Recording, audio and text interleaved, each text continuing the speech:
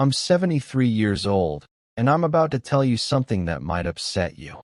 Everything you think you know about getting older is completely wrong, and the worst part, the people who should be telling you this, your parents, your teachers, society, they're either lying to you or they don't know themselves.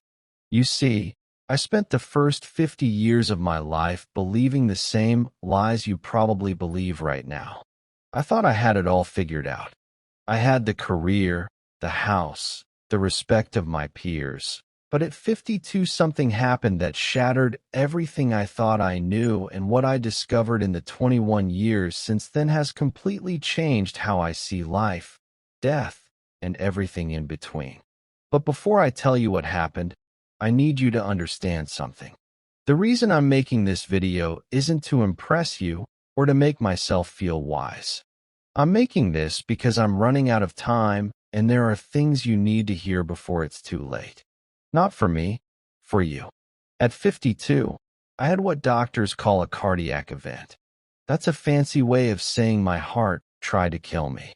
I was in a meeting discussing quarterly projections when suddenly the room started spinning. The next thing I remember is waking up in a hospital bed with tubes coming out of my arms and my wife crying in the corner. The doctor said I was lucky. I had just come face to face with my own mortality, and they called it luck. But you know what? They were right. Because lying in that hospital bed with nothing to do but think, I realized something terrifying. I had been living my entire life on autopilot. I wasn't really alive. I was just going through the motions, checking boxes, trying to meet everyone else's expectations. And here's the part that haunts me to this day. If I had died that day, if my heart had stopped permanently, what would I have left behind? A nice house? A retirement account? A collection of achievements that nobody would remember in 5 years? Let me tell you the biggest lie you're probably telling yourself right now. I have time. I'll do that later. When I'm older, I'll finally live the life I want. I see young people in their 20s, 30s, even 40s, and they're all saying the same thing. When I make more money, then I'll be happy. When I get that promotion, then I'll relax. When the kids are grown, then I'll travel. When I retire, then I'll finally do what I love. Let me save you 50 years of regret with one simple truth. That day never comes. You know why? Because the goalposts keep moving. You get the promotion, and suddenly you need the next one. You make more money, and suddenly you need more money. You're always chasing something just out of reach. And before you know it, you're 70 years old, wondering where your life went. I did this. I spent 30 years climbing a ladder, only to realize when I got to the top that it was leaning against the wrong wall. And you can't climb back down and start over. Time doesn't work that way. Here's something nobody tells you when you're young. Success is a terrible goal. And I say this as someone who achieved everything I set out to achieve. I made partner at my firm. I bought the house. I had the respect of my colleagues. And you know what? None of it mattered. You achieve your goal, and for about 48 hours, you feel amazing. Then the feeling fades. You're back to baseline. Now you need a new goal, a bigger achievement, more validation. It's a hamster wheel. I had a friend who died 3 years ago at 68, worked 70-hour weeks his entire life, built a multi-million-dollar business, never took a real vacation, kept saying he'd slow down next year. Next year came, and he had a stroke.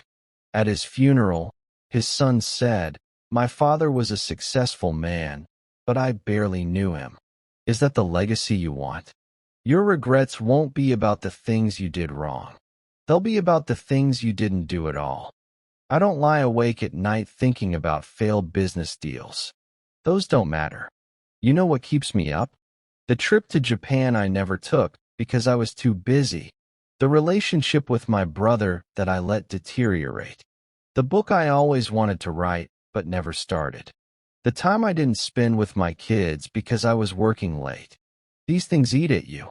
the missed opportunities, the roads not taken, the love you didn't express, the risks you didn't take because you were afraid, the people you love, your parents, your siblings, your close friends.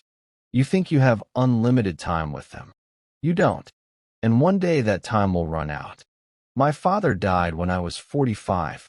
We had a complicated relationship, and I was always too busy to really work on it.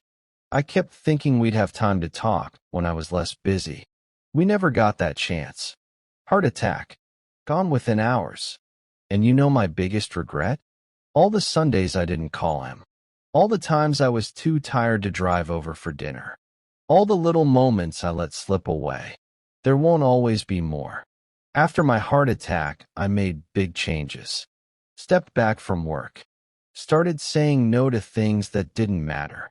Started saying yes to things I had put off for decades. In these last 21 years, I've learned more about life than I did in the previous 52. What matters is embarrassingly simple. Time with people you love. Work that feels meaningful to you.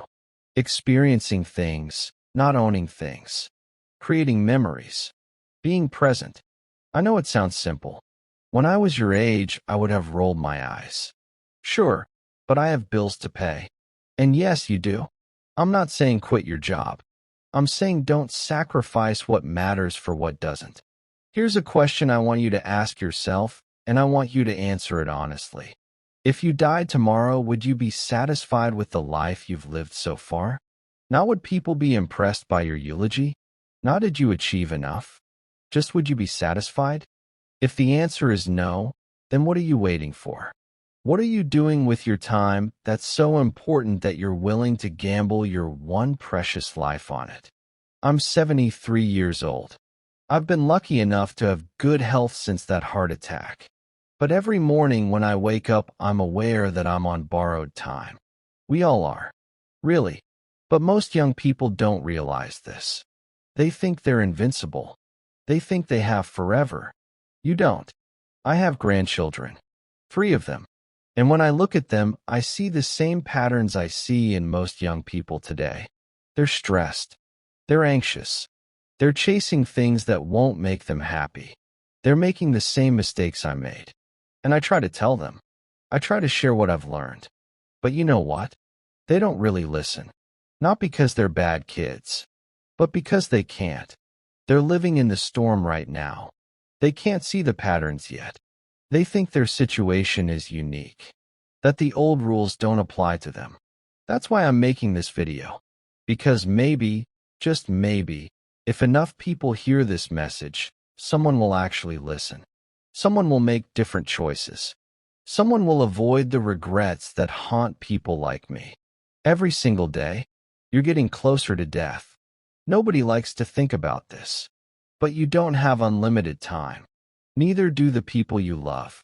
Your parents, if they're still alive, they're getting older every day. One day, probably sooner than you think, they won't be here. Your friends, your spouse, your children. None of these relationships last forever. So what are you going to do? Keep putting off that phone call? Keep postponing that trip? Keep telling yourself you'll make time later? Or are you going to wake up today and start living like your time is limited? Because it is. If I could go back and talk to my 30-year-old self, here's what I would say.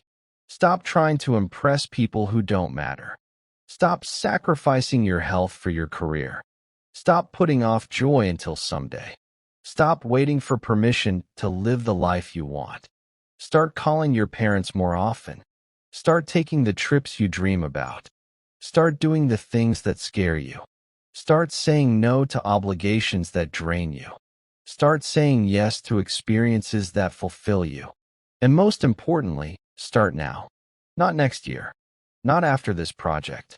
Not when you have more money or more time or more whatever. Now. Because I promise you, the perfect time will never come. Life will always be messy and complicated and full of reasons to wait. But if you wait, you'll wake up one day and realize you waited your entire life away. I'm 73. If I'm lucky, Maybe 10 or 15 more years. Maybe 20 if blessed. Probably less. And I'm okay with that. Because these last 21 years have been the richest of my life. Not because I've made more money. Because I've finally started living intentionally. Appreciating every day. Prioritizing what matters. I've traveled to places I always wanted to see. Deepened relationships with my children and grandchildren. Pursued hobbies I put off. Forgiven people I held grudges against. Said I love you countless times. I'm happier now, at 73, with less time ahead than I was at 30 when I thought I had all the time in the world. That's the irony. When you understand time is limited, you start to actually live. You stop wasting it. You stop postponing joy. You start creating the right time. You have a choice. Right now, today, keep living the way you're living. Chasing success. Putting off happiness. Telling yourself you'll make time later. Or wake up. Realize time is running out faster than you think. And the life you're waiting to live needs to start now. I can't make this choice for you. But I can tell you, you don't want to be 73, looking back, wishing you made different choices. Don't waste 52 years figuring this out. Learn from my mistakes. Live intentionally. Prioritize what matters. Stop waiting for someday. Someday is today. It always has been. If this resonates, share this video. Leave a comment. Tell me what you're going to do differently. Subscribe, because I have more truths to share and not much time left. The clock is ticking. What are you going to do with your time?